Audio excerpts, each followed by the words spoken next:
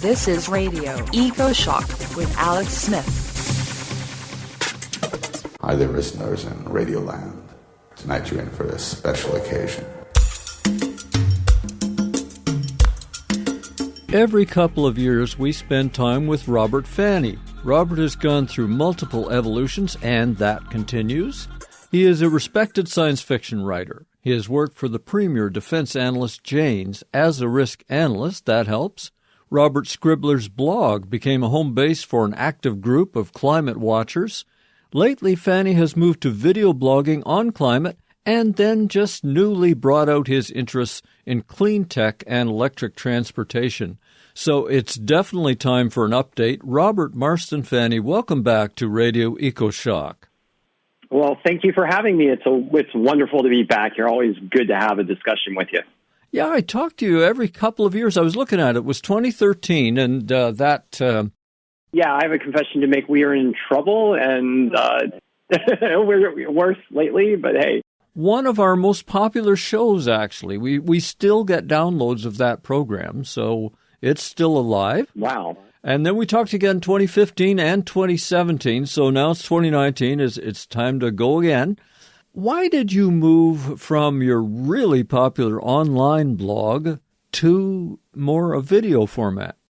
So with the blog itself worked well, but what I found was that I was only reaching a certain group. And don't get me wrong, I think it's important to communicate with the climate community itself and to refine messaging through that.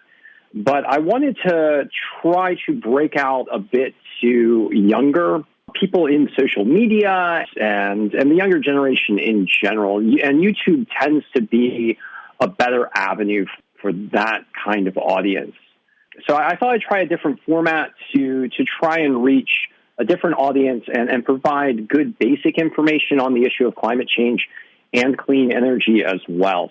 Now, the YouTube has worked out pretty well. I don't think I've had any kind of major breakout moment, but most of the videos end up getting between like 1,000 and 5,000 views, so it does okay. All right, so let's begin with your mid-April climate update. The title is Present Climate Indicators and the Uncertain Potential for a Record Warm 2019. What are some of the indicators you're looking at? And I'm going to sit back in my chair and let you go forth, Robert. So at present, what we're looking at is right now in the Pacific, we're experiencing a weak El Nino. And what that means is that the natural variability scale is tipping more toward the warm side of natural variability. Those who follow El Nino note that there's a fluctuation in global temperature of a range of about 0.5 degrees Celsius on the warm end. So if you have a relatively strong El Nino, you get about a 0.5 degrees Celsius bump. And if there's a strong La Nina, which is the cool phase of the El Nino-La Nina cycle, then you can get as much as a 0.5 degrees Celsius negative departure from a typical climatological baseline. Right now, the weak El Nino is kind of loading the dice for warmer months. And so what we may tend to see over the coming months are challenges to the record warmth that we saw during 2016. Now, since El Nino right now is kind of weak and we haven't moved very far from 2016 in the temporal range, it's a little less likely that we'll see major departures on the record hot side, but I think it's probably likely that we'll see at least a few months of the coming months be new record warm months. And so far for 2019, we're about third hottest on record, and I think that the movement will tend to be more toward first or second, and with a possibility of exceeding 2016. But I'd like to put a little asterisk there. Because the El Nino is weak, we might not exceed 2016, even though we're presently on the warm side of natural variability. And even though we've added a significant volume of greenhouse gases between the last El Nino and now. So you might start to hear some of the climate naysayers start talking about, oh, well, it hasn't warmed since 2016. and that was a big meme with the super El Nino that we had way back in 1998 and for a long time. some of the climate change naysayers were pointing at that as a bit of a cherry pick to try and sow some confusion about the global climate system. But in general, we're still warming by about 0.2 degrees Celsius per decade. That warming rate may have accelerated, but we don't have yet enough information to really determine whether or not we're seeing an acceleration, although recent years have been really warm in comparison with baseline climatological averages. The point to really note, though, is that the science has been so far extraordinarily accurate when it comes to predicting temperature increase. And so the models, say, for example, back in the late 1990s and early 2000s have nailed it so far. So a lot of validation of earlier climate science. And there's both reasons for hope and consternation because of that. It's kind of like, okay, the science looks like it's been mostly right, at least when it comes to temperature.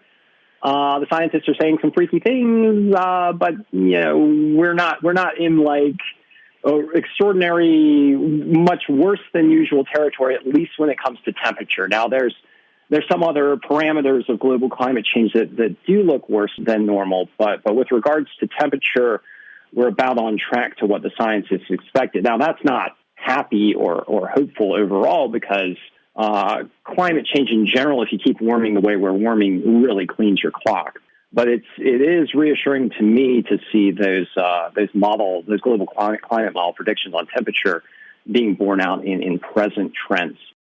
I think one of the crushers for me, Robert, was when we learned that emissions had gone up again this past year. I somehow got the idea that, well, maybe we'd reached peak emissions and, we're still adding tons and megatons and it will still get worse, but at least we've kind of crested. But, oh, no, we're still expanding the danger, and that one was very dispiriting for me.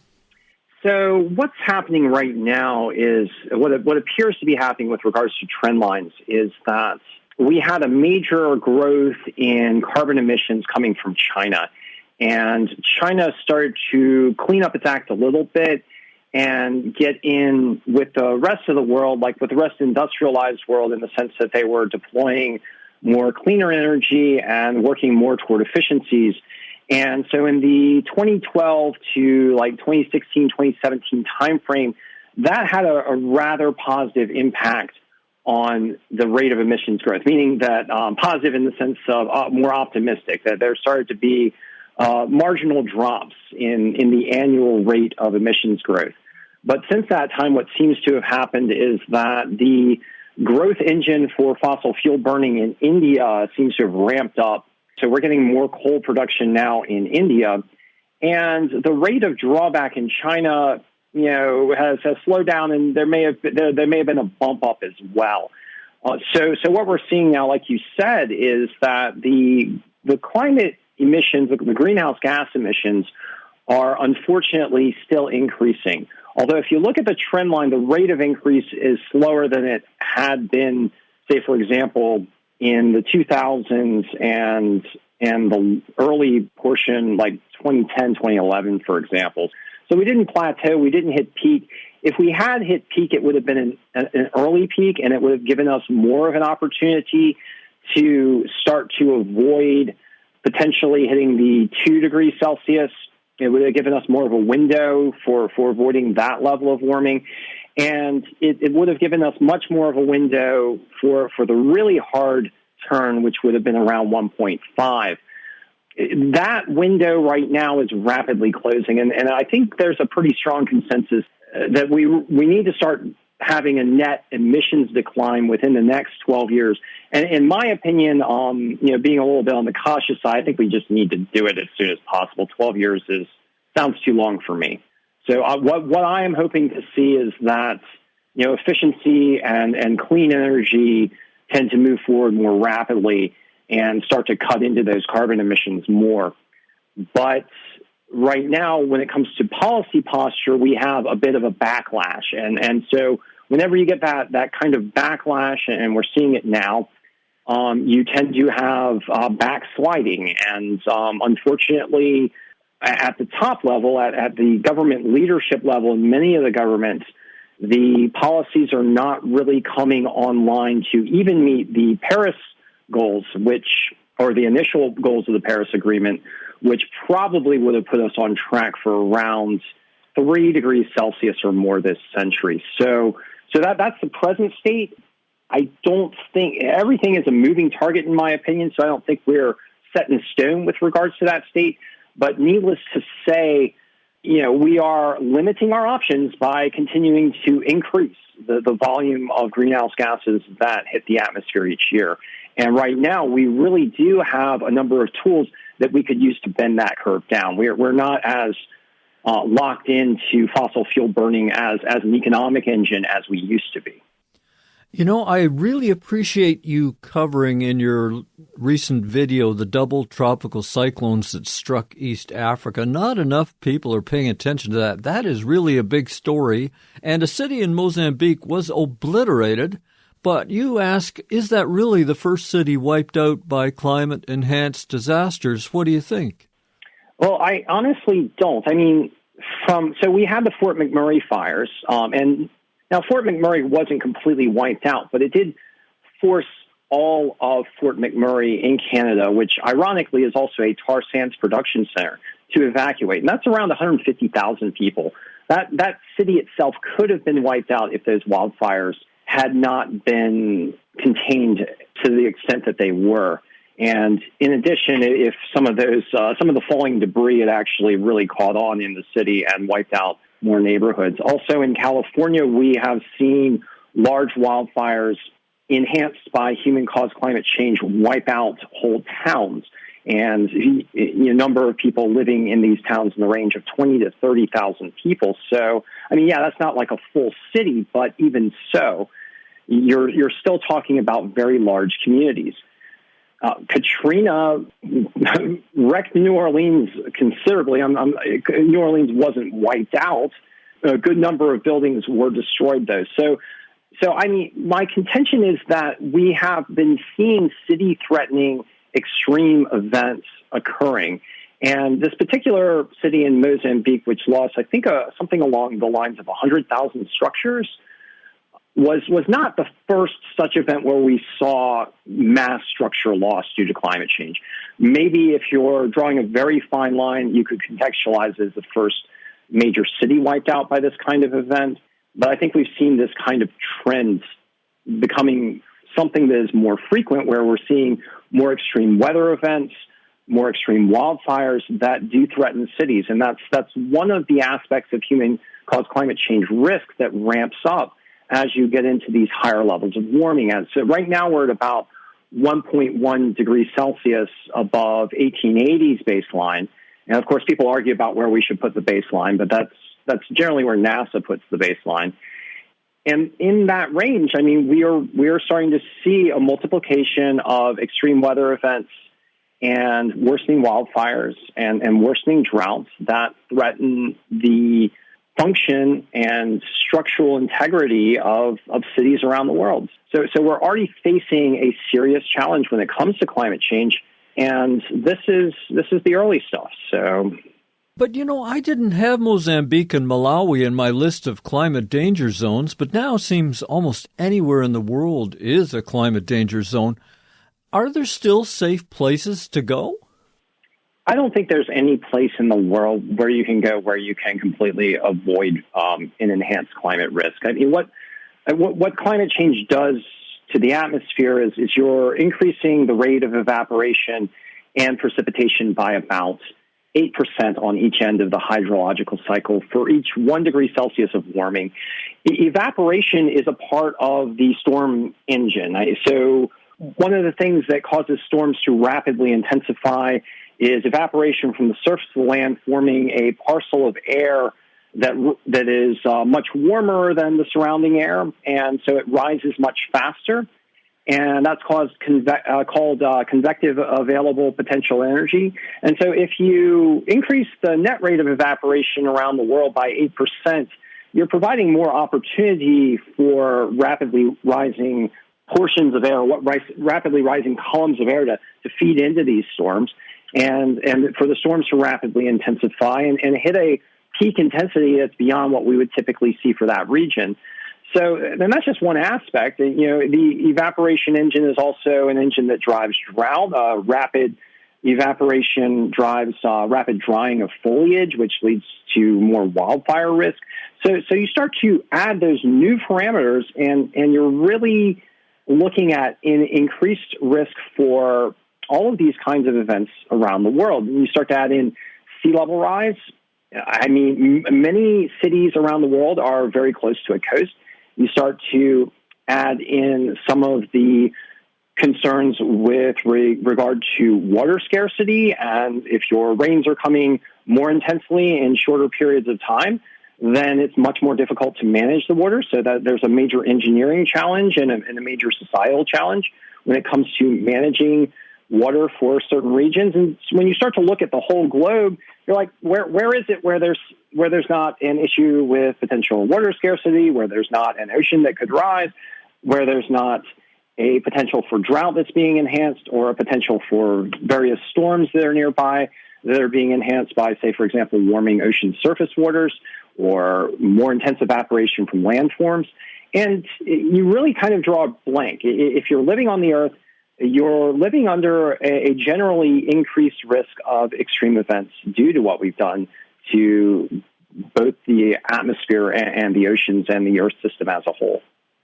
Yeah, I thought we were moving to a relatively safe place where we could grow some of our own food and so on. And we've had fire emergencies the last 2 summers, and the place has been filled with smoke, and we're always ready to pack and go. So, and even if you are in a place that's perceived to be safe by too many people, you can expect a lot of company as people flood over to where you are. So there's even a danger to being seen as a safe place. Well, I mean, I think that in general that we as humankind need to be certainly more welcoming of our fellows. One of the destabilizing influences globally is not migration itself can be a trigger for destabilization, but the reason why it's a trigger for destabilization is generally a societal or intrinsic cultural fear of others. And a fear that we don't have enough to go around, so we can't share, and we shouldn't be welcoming these other people where we are, and so we're going to build some walls or say, no, you can't live here. And the people who are forced out, become antagonistic, and so you end up with conflict over what is perceived to be scarce resources. Now, don't get me wrong, resource scarcity is a real issue, but you generally have more to go around than people tend to perceive. The perception of scarcity it usually is well in advance of actual scarcity. And so when it comes to climate change, in order to prevent oppressive regimes and ways of dealing with people that end up just being downright terrible, which are also destabilizing, which tend to support dictatorial and authoritarian states that are not good for anybody, you tend to have to help to inform a greater level of acceptance of your fellow man. Many of us are going to be on the move in the next few decades. And we need to figure out a way to share and help each other if we're going to make it through together without living in an age of conflict. And really that's something that we want to really, really, really work to avoid, because we make it much worse if we start fighting each other. Check out the Radio Ecoshock website. We're at ecoshock.org. This is Radio Ecoshock. I'm Alex Smith. My guest is author, blogger, and now video blogger Robert Marston Fanney. I totally agree about this possible surge of immigration cross-country. I mean, people in Bangladesh, probably about 100 million people, are going to have to move somewhere, whether it's to China or to India, or they're going to have to go. But also, as you've pointed out already, we're going to have internal refugees like we had from Katrina. People spread all over the United States after Katrina, and many of them are still living in other cities like Denver and in the Carolinas. That's going to happen. Well, look, Miami's going to have to be abandoned sooner or later, and large parts of Florida are going to flood with storm surges. We're going to have all kinds of reasons why within America and within Europe and within Australia, there are going to be climate refugees. And if we can develop a culture of welcoming the traveler and building with newcomers, maybe we'll survive that. I always thought that climate change was more of a risk. Now, don't get me wrong. I mean, climate change itself is rough. I mean, the damage, the potential damage to infrastructure and to societies just by itself, and the cost of dealing with it is monumental and worse than facing multiple world conflicts if you are on a business as usual fossil fuel burning scenario. Something in the range of potentially as much as $20 trillion worth of damage per year by the end of this century. I mean, it's ridiculous. So, I mean, climate change in itself is really an engine of devastation. And the worst case scenario looks like it is a civilization crashing engine by itself. But we can crash ourselves. And the way we crash ourselves is by giving into fear. And that can come ahead of the worst impacts of climate change. So managing climate change involves a movement by society to face it in a rational and calm fashion and in a way that is as helpful and as sharing as possible.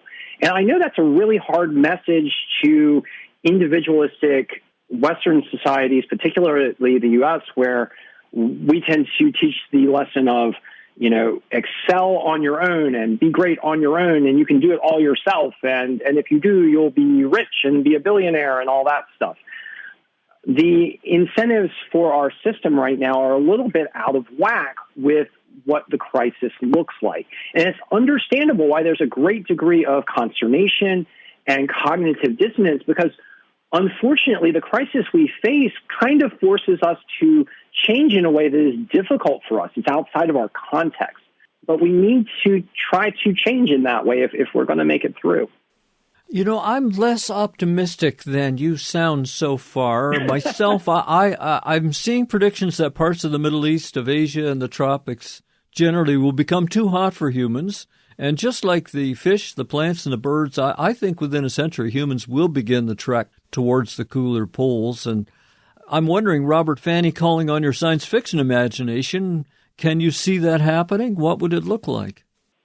Well, I mean, a disaster scenario is actually really not very difficult to imagine. And in all honesty, I'm not sure if I want to go into detail as to what that looks like. But to paint it with a broad brush, you end up with a collapse.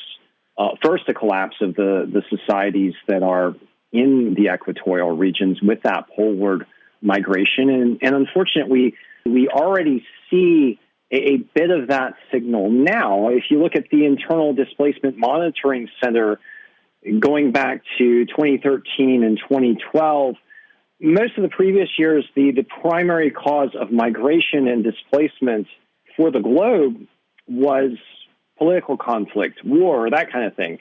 And by 2013, most of the years following 2013, the primary driver of migration and displacement changed to natural disasters in the forms of heat waves and extreme weather events and extreme rainfall and floods. And if you look at the regions of the world that were most heavily impacted, they tended to be those regions in the equatorial zones. So we kind of see a little bit of it now, but as that intensifies, those societies, unless they manage to transform in a way that's almost like living on Antarctica or on the moon, unless they are somehow able to internalize their agriculture and live mostly inside in climate-controlled environments, which is going to be highly energy intensive if they manage to do that. Then you end up with, as first mass poverty, mass dislocation, mass loss of ways of sustaining life and livelihood, and then the movement of those people to regions where there is a perception that life and livelihood can be sustained.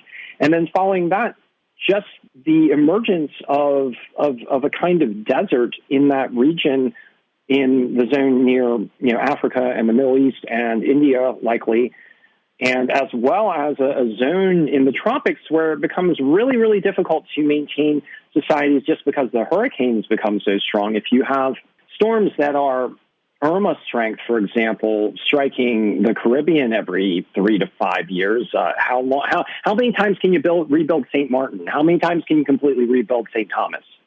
So So the early phase of that is mass destruction by storms and heat waves and droughts, forcing people to move out of those zones or suffer serious damage at an increasing tempo.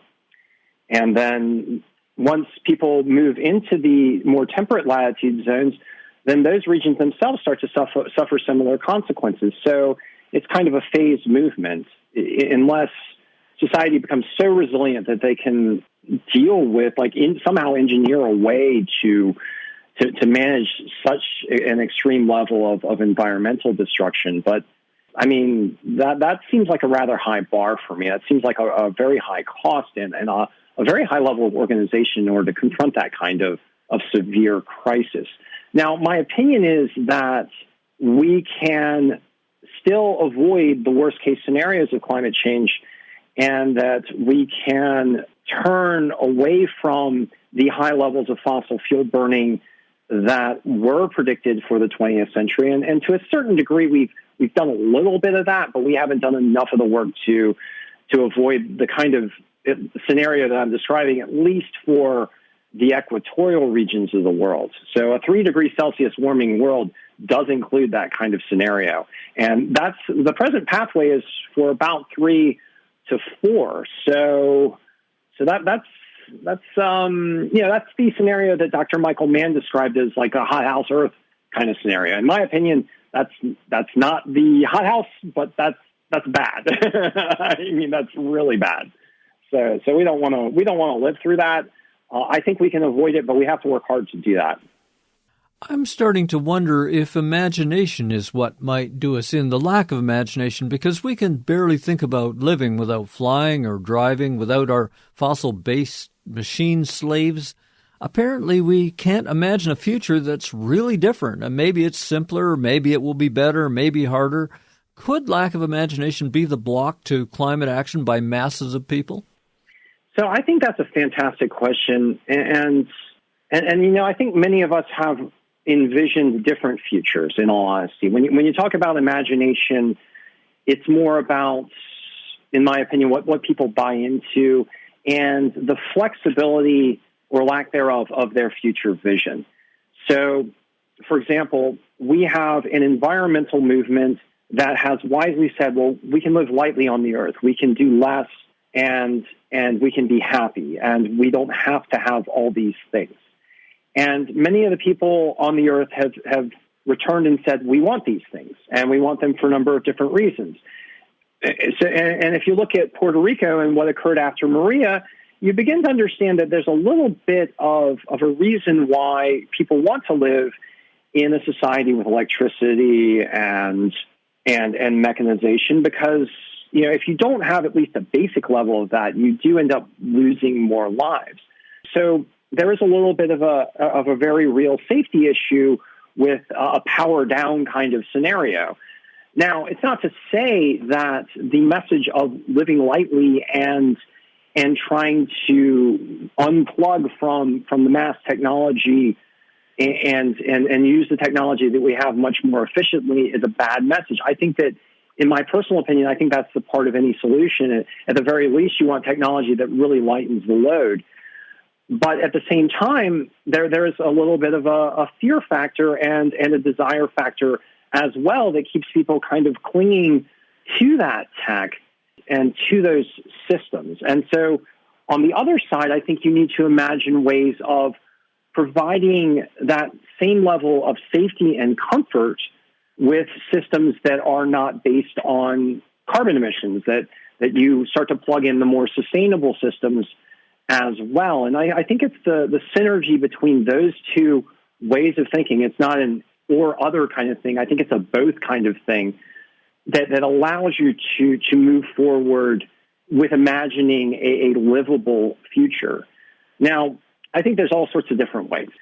And I think that engaging the problem-solving nature of humankind rather than the withdrawal and the kind of pulling into my shell and defending my particular turf, my little piece of land, be it the way I see the world or where I live, is really the way to go. I think that we need to reach out and say, look at the things that we can do. Look at the things that we have done in the past. Yes, I mean, humans are not a perfect creature, but what is? One of our strengths is problem solving. How do we engage that problem solving in a positive way? And I think that's where imagination really starts to move forward, because you start to look at a problem and you start asking the question, how can I solve this? How can I fix this? What are my pathways for making my life and the lives of my children better and more likely to be sustained over the long term? Because this is what we're facing. We're facing a long-term crisis that with each turn of the ratchet, it gets worse. It causes more pain and more hurt and more dislocation and more damage. And we really, in a way, it kind of forces us either to fight in a constructive fashion or to flee. And I think that we need to learn to fight in a constructive fashion and engage our problem-solving nature in an imaginative way. And we've seen some of that. We've seen some of that from innovators, and that, to me, is a positive outcome. And we've also seen the not positive stuff as well. So the world is still a mixture of light and darkness. You're listening to Ecoshock Radio for the world. I'm Alex Smith. Get it all at our website, ecoshock.org. This is Radio Ecoshock with your host, Alex Smith. Still a mixture of light and darkness. So in the meantime, Robert Marston Fanney, we have to try to modify our heavy carbon lives, and I think it's time for that conversation that I have been avoiding on this show, electric car chatter, because I have been dubious about that transition, but now I'm kind of coming around. I've got myself an electric bike that a listener donated to me, and thank you, Dana. And I've got neighbors who are starting to buy electric cars, and they're coming over to my place and say, what are you doing with that gas guzzler? So, Robert, you recently took another revolution in your video blogs to investigate electric cars. How did that come about? So, I as a writer, I don't make a huge amount of money. And if I'm going to, transform myself personally, I am going to need to invest in some clean energy as well. Now, at present, I live relatively lightly. I live in a condo. It's a one-bedroom condo. My wife and I, we're both vegans. And in the past, we shared one automobile, which is, overall our carbon footprint is considerably less than, I guess, what your typical person living in Western culture produces as far as an annual carbon emission. However, because we are still plugged into the grid, which is still primarily fossil fuels, and because we still drive a vehicle that still burns gasoline, our carbon footprint is more than it could be. So I started to think about, well, how can I, as a person, get to net zero carbon emissions myself? So the Paris Climate Agreement is really all about trying to get to net zero carbon emissions by 2050. And in my opinion, we probably need to be closer to the present than 2050. But hey, it's better to have a goal and that we're working towards, and one that we can hopefully increase our ambition for over time, than not having a goal at all. And so for me, I was like, okay, I want to be net zero individually by around 2025. Now that's really ambitious, right? But I started to look at what I needed to do that. And part of it involves changing my transportation and changing where my energy for my home comes from. And those are heavy lifts there, meaning that takes out a big chunk of the present carbon emission. Now, the offset, my idea was then to try and share the clean energy with other people. And I began to think of, well, how can I do that? And I began looking at electric vehicles. Now, an electric vehicle in general, for the U.S. population, will, if it's plugged into a grid like here in Maryland, will tend to reduce your carbon emission by about 2 tons per year if you drive an average of 10,000 miles a year. And that's carbon emissions in use. So that's a pretty substantial reduction. If you plug it into a solar panel or a wind turbine, you can almost double that. So that's a pretty decent reduction. So back in the fall, I said, well, you know what? I am going to do what I can to get an electric vehicle as this first phase. And I looked at ride sharing. So I started driving for Uber in my spare time to make money to buy an electric vehicle, because these things aren't cheap. A highly capable electric vehicle costs about $35,000 to $40,000, and even with a government incentive, that's still a big stretch for someone on my kind of income.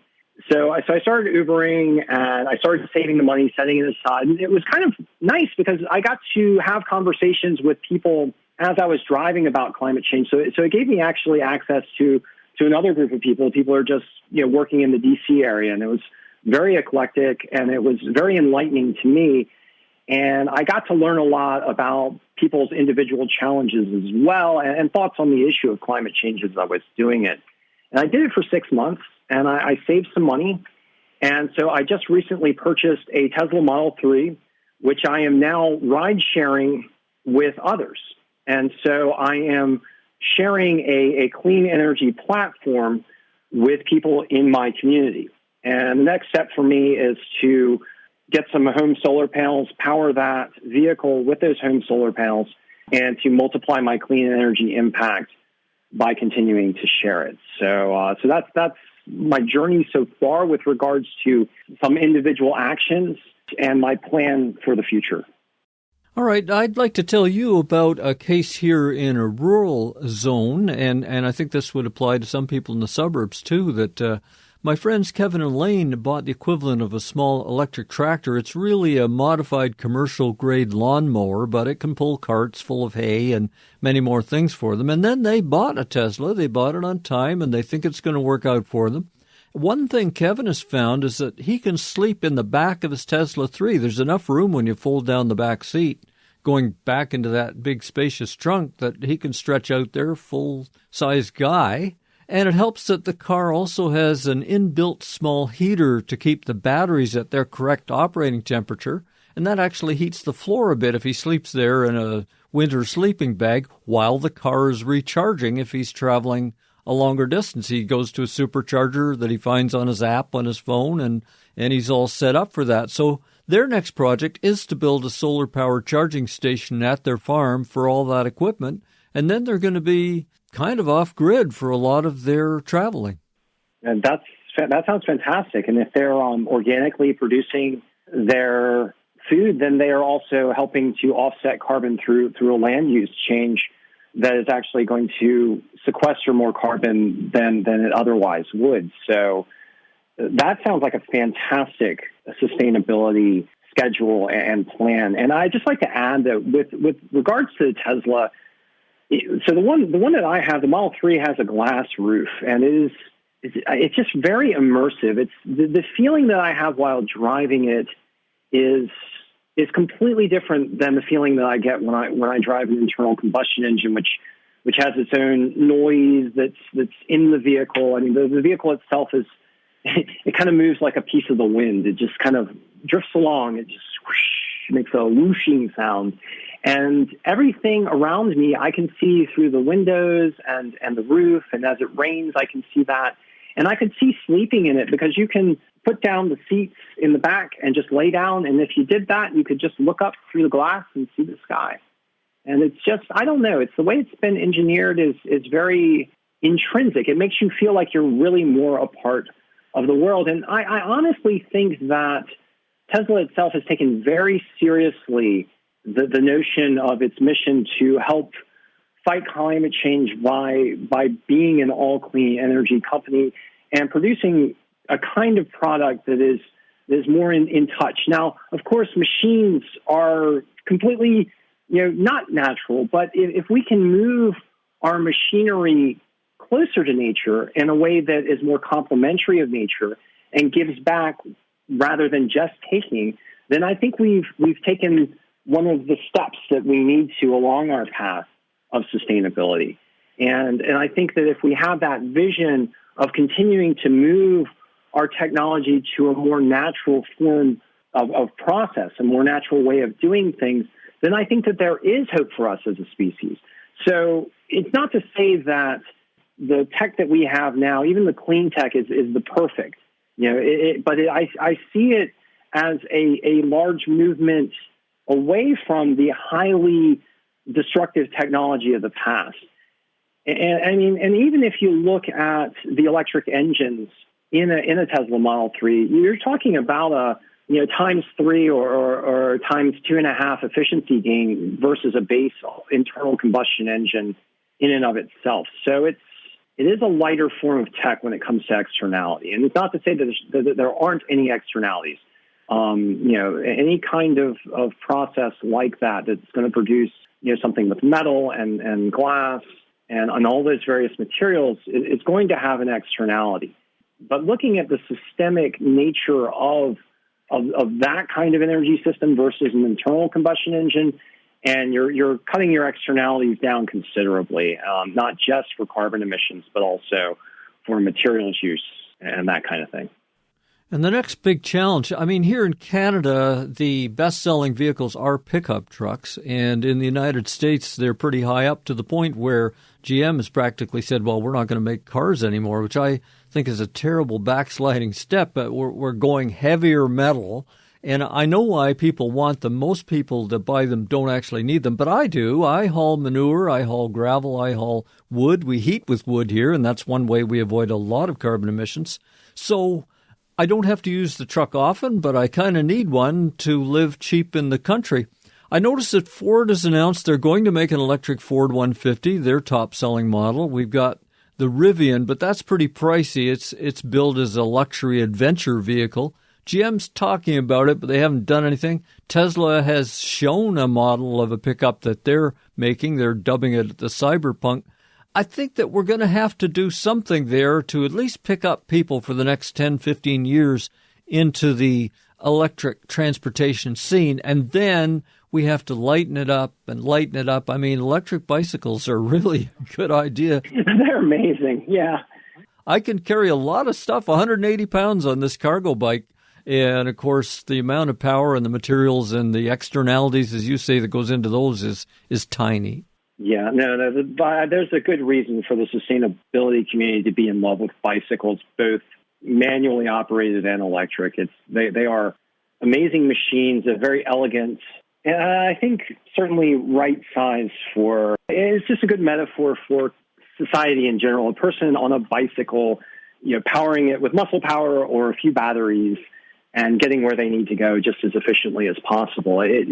Whenever I see someone on a bike, it does make me happy. I do understand why some people can't use them. I mean, some people don't have the athleticism to ride a regular bike, and so the electric bike does kind of fill the gap for that. But with regards to your talk about the pickup truck, which has kind of become, or the SUV, which has kind of become a symbol of, I don't know what, but for American culture, people feel like if they have one of these giant pieces of metal, then they've made it. And so there's such a high demand for it. I absolutely agree. We need to look at electrifying those, and I think that there would be a big gain from the standpoint of reduced carbon emissions. Certainly not as much as if you built in the buses and the trucks, but if you do all of that, then you really are starting to work on that culture.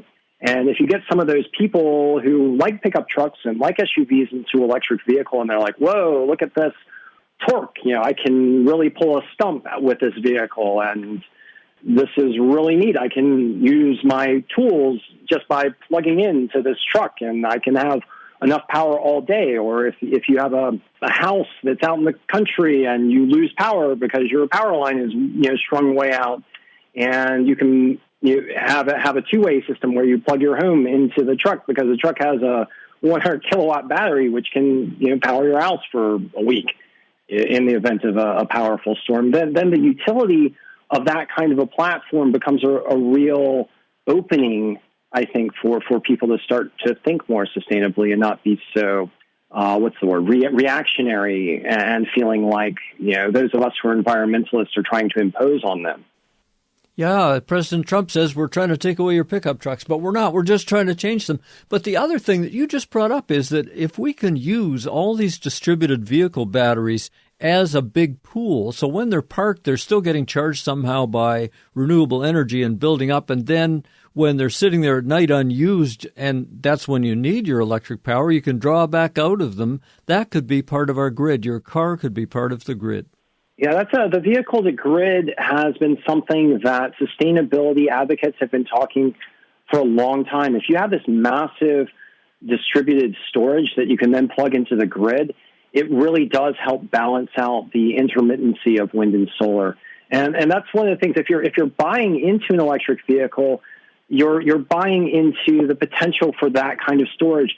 And even now you already are, because what happens is when you are done with your battery for your electric vehicle, that battery goes right back to the manufacturer.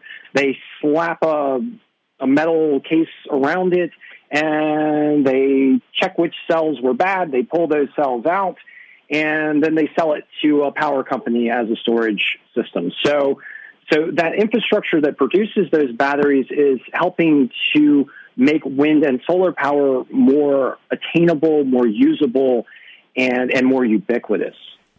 Radio Ecoshock. As a climate broadcaster, I'd like to be on the cutting edge of all this, but the fact is I will probably get an electric vehicle after a lot of other people because I'm poor. Now, I had thought about the solution that you made to do Uber and ride sharing, and that's a great idea for a lot of our listeners. I know I'm going to have to buy a used vehicle, and it'll take a little time till there's enough used ones available at that price point, and I guess a lot of us are in that situation too. I think making that leap is an investment, and it's difficult, and it's something that presents challenges. My particular solution is probably more usable and more available for people who are living in urban environments. So, of course, it's not a one-size-fits-all. It's just I engage my own problem-solving. What can I do in my situation to gain access to this clean energy? And I think that people across the world, like you, are confronting a similar problem. Just as an example, in the Ukraine, for some reason, the Nissan Leafs, the older Nissan Leafs, are really popular. They have this major market for purchasing these old used Nissan Leafs, and the batteries might not be in great shape, but they don't care if the range has been knocked down to, say, for example, 70 miles or whatnot. For some reason, folks in the Ukraine are really, really working hard to get access to an electric vehicle of any kind, and it's very useful for their society where they are. They might not have to drive as far, say, for example, as someone who's living in the continental North America region. So I think where you are, your given context may provide you with options that are not available to me, and my context might provide me with some options that might not be available to some other people. But I think that if we look at our context and we look at what our needs are and what our costs are, we might be able to creatively start to find a way to gain access. And I'm not saying that's true in all cases, but I think that there tends to be some more possibility there than we initially might think. I know for me, I was looking at Tesla Model 3 and more advanced long-range electric vehicles and saying, that's still too expensive with me. I need to figure out a way to break the box here a little bit and get outside of my typical comfort zone and try and meet it halfway.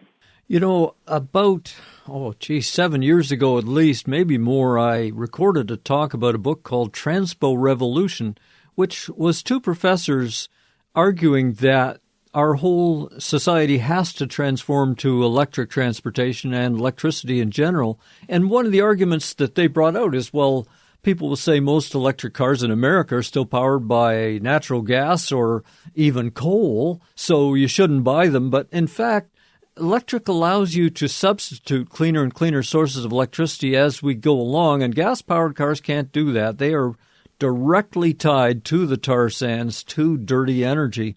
And we get a big cut in the pollution so we can all breathe easier, and that's a huge, huge factor. Absolutely. You're talking about 7 million deaths from air pollution every year, direct air pollution, particulate pollution, much of that from transportation, probably about 4 to 5 million. So even if you were to, in an ideal state, transform fully to electric transportation and remove those particulates, we would be much healthier as a civilization. We'd have less heart attacks, less strokes, less instances of lung cancer. And we would remove that particular harmful externality, which has been with us since the start of the Industrial Revolution. I think that electrification, okay, I'm going to come at this a little sideways. Do you know what the Latin word lucina means? No. Well, the Latin word lucina is the word for butterfly. But a butterfly doesn't start out as a butterfly. A butterfly starts out as a caterpillar and chews up leaves on trees and can cause a lot of harm as a caterpillar. But the caterpillar then goes through this state where it spins this cocoon around itself, and in order to survive, it has to transform. It has to become something else, other than the worm that crawled over that tree and hurt that tree. And that's kind of the way I think of our energy system now. It's like kind of in the caterpillar stage. It's like thinking, well, maybe we can do this. Maybe we can spin this cocoon around ourselves and do the hard work of turning into something else so that we can fly around and drink the nectar of electricity from the sunlight and the wind. And I think that's kind of the way we need to look at this is, we as a whole, we're not necessarily bad. We're just in this state, and survival calls for us to transform. You've heard of Extinction Rebellion, right? Yes, indeed. Yeah, and the young lady who's been such a speaker, Greta? We've broadcast 2 of her speeches on this show. Ms. Thunberg. Yeah, Greta Thunberg. So she was recently talking about how approaching this is as if you're building a cathedral and you build the foundation, but you don't yet know what the ceiling's going to look like. And you kind of have to have a little bit of that willingness to step out into the unknown to transform in that way. So, yeah, hopefully a good metaphor for your very salient earlier point. I just want to wrap up with the thought of the difference between evolution and adaptation personally. Our society has made us so that we have to adapt to these technical changes that have come on so rapidly, the whole internet thing and everything. But sometimes we have to change our lives completely and take on new jobs. And many people in today's world have had 4 or 5 different careers because things keep changing underneath them. And I think we will have to adapt to climate change, but also we'll have to evolve as people into whole new fields that we didn't expect about ourselves. And I think you are a real model of that, Robert Marston Fanney, because you've done the whole science fiction thing. You've done the defense analyst thing. You became a blogger. Now you're a video blogger. How do you feel about those changes that you've gone through? I think that it's weird. So I guess I'm a person that kind of operates on my gut a little bit. For example, I grew up in a family that, and for many good reasons, did not like the military. But at the same time, I wanted to serve my country and learn what it was like to be a part of a culture that was entirely where there was no entitlement. Because I grew up in a I would say that my family was pretty entitled, to a certain degree. My grandfather was a lawyer, and the Preston family had this long lineage going back through Virginia, and even on my dad's side, there was a good deal of a sense of entitlement there. And I wanted to pull myself back from that and live with America. And one of the ways that I could do that is join the military. Now, of course, I was also interested in threats, and I wanted to learn more about the troubles of the world. And I saw that as a mechanism for that. So I was kind of, I had this feeling of personal need to change. And so I joined the military, and it was not as I expected, not as everyone told me who were from the previous generation, who certainly had a very valid experience, but it was a different experience. What I experienced my unit was full of people from Puerto Rico and the Philippines, and there were African Americans, and there were guys like me who were college students, and there were people from the country, and we all got together and we worked together and we accepted each other as brothers, and we got stuff done. And for me, that was a very positive experience. That that made me feel like, hey, and I understand that there's this, chain of command. You have to do what you have to do in the military. But ultimately, everyone who joins now is a volunteer, and their motivation is to serve. And in and of itself, at the individual level, I think that's a very positive choice. And so I learned from that. And coming from that into the world, I just kept moving. I went to James, and there at the time, the big threats were terrorism and anthrax letters and all this worry about chem bio.